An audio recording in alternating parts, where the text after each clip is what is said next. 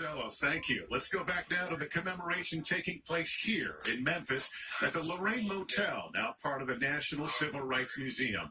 Bells will begin tolling shortly here and around the country about the time the Reverend Dr. Martin Luther King Jr. was assassinated on the balcony of the motel this day in 1968. As people from far and wide, including many who were with King to the end, gather in Memphis to celebrate his life and journey as a champion of justice. Try not to repeat it. Martin Luther King Jr. was killed tonight in Memphis, Tennessee. A single gunshot silenced the voice and soul of a movement. And for Andrew Young, also the voice of a friend and partner. I've known him for over 10 years, and our wives grew up together in the same little country town. We will have a nonviolent demonstration here in Memphis. King was in Memphis to support striking sanitation workers. But on this evening, 50 years ago, the mood inside the Lorraine Motel was more playful than serious. They were having a good time, and they were telling old tales, and it was like a college fraternity party with no alcohol. But then, outside on the balcony, the moment that changed everything, captured in this indelible image. Young, visible on the balcony, pointing to where the shots were fired. Martin Luther King Jr., lifeless at his feet. I heard what I thought had to be an automobile backfiring.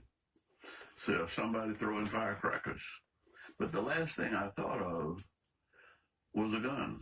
When I looked up, I saw his shoes still stuck in the grate. And whatever, the bullet had knocked him out of his shoes. The greatness of America is the right to protest far right. Just the night before, King had delivered his soaring and prophetic sermon about the Promised Land. I've seen the Promised Land. I may not get there with you, but I want you to know tonight that we as a people will get to the Promised Land.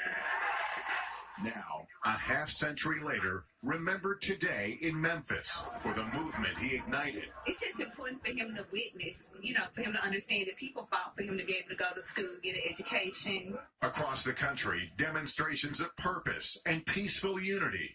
A legacy challenging today's divisions, much the way King did 50 years ago. I feel his spirit. The important thing is to carry on his work.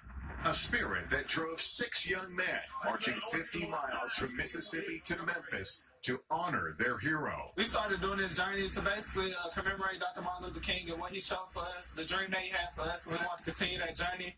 Finally arriving at the Lorraine Motel, where King died, but where the movement he led and his dream survives. And remarkable to look across this crowd tonight and see the rainbow of people and the number of young people who have gathered to celebrate King's legacy. We'll have more from here in just a moment. We'll take a turn now to a pair of U.S. military training missions that ended in disaster in Nevada today. An F-16 fighter